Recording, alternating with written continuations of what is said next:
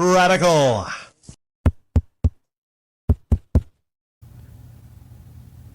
In WWE, they have a problem, and even Mick Foley knows it.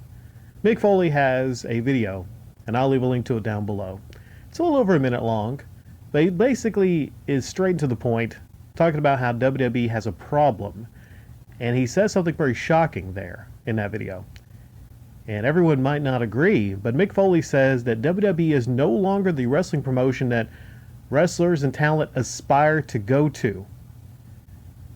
I don't know, that's a pretty shocking statement, but if I were a aspiring wrestler right now, if I were the future star, would I really go to WWE? Would I want to go to WWE? Let me think about this.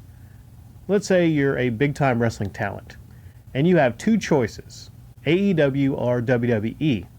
Now, it's not a question of being paid, because either way you're probably going to get paid. So if the pay is the same, Tony Khan, he is a billionaire. Tony Khan could basically buy Vince McMahon. A lot of people don't understand. It's not like WCW and WWE. This is the last time we had an instance to where there's actually two big promotions to where people could make a choice to go to. AEW is on the rise, and they have some money to throw at pretty much everybody. They picked up The Big Show, they picked up Christian Cage, formerly known as Christian. And they are actually finding ways to work in their talent into storylines. I think Mick Foley makes a lot of points, and it seems like WWE is out of touch right now. Most specifically, they seem to have this attitude like, well, we don't need to make stars. WWE is the star. The fact that they let go of Bray Wyatt of all people. I mean, Braun Strowman, you could say, all right. Braun Strowman, they can maybe let him go. But Bray Wyatt, that is the biggest boneheaded decision any wrestling promotion has made, at least in the last decade.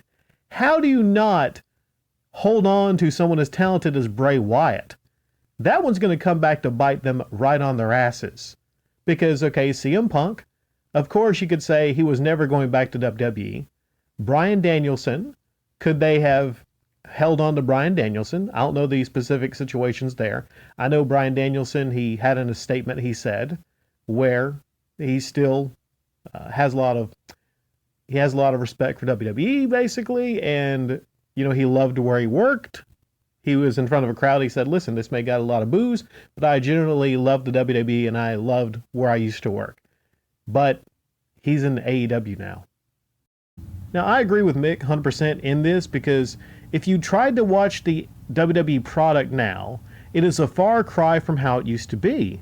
I mean, the wrestling is still, good, but when it comes down to the writing specifically, the writing is terrible. Terrible.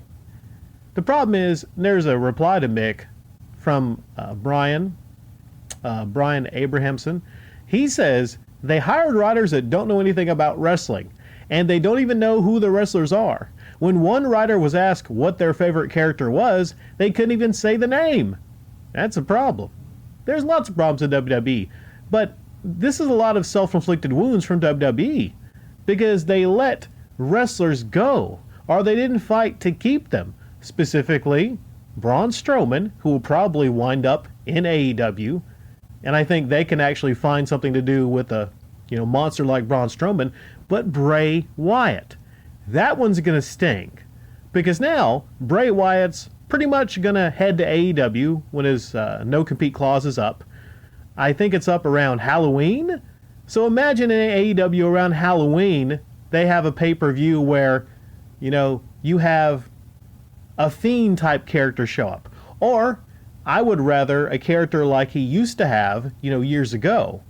And he has like a new flock of disciples, and then they put on the mask and everything. And then you have a program with him.